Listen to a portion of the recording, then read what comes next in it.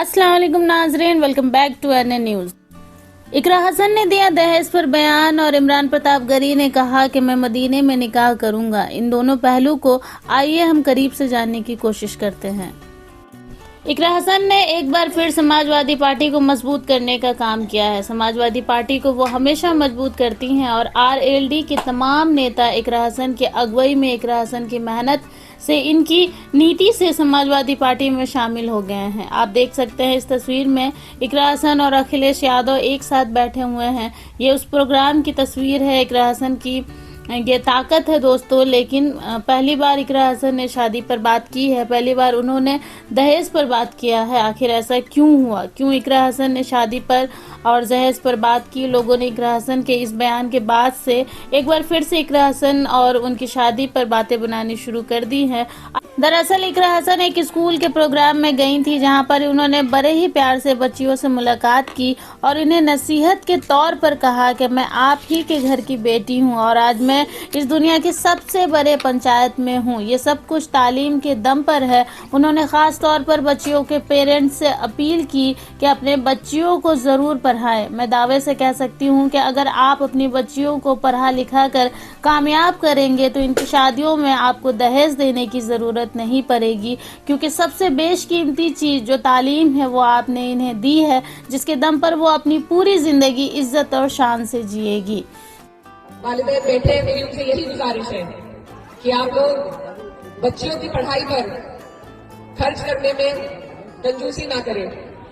चाहे आप इनके दहेज कम कर दे, ना दे दहेज। जो बच्ची डॉक्टर बन जाएगी, जो बच्ची इंजीनियर बन जाएगी, मैं ये वादे के साथ आपसे कह सकती हूँ, उसका दहेज मांगने कोई आपके सामने नहीं आएगा। तो हिम्मत दे अपनी बच्चियों को, हौसला दे और देखिए वो कहां तक निकलती है।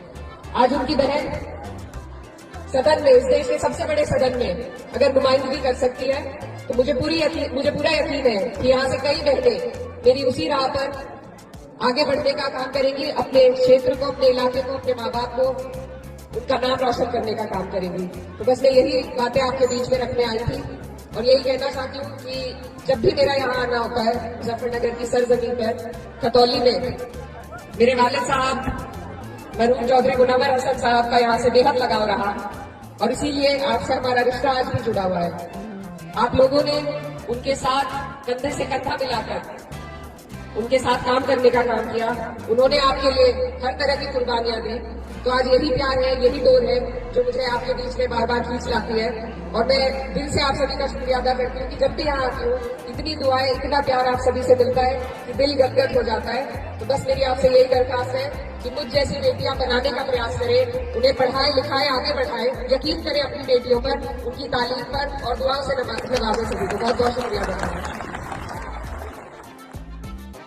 आप सबने सुना कि हमारी प्यारी इकरा बहन ने दहेज को लेकर कितनी उम्दा बात कही कि तालीम बच्चियों के लिए कितनी ज़रूरी है।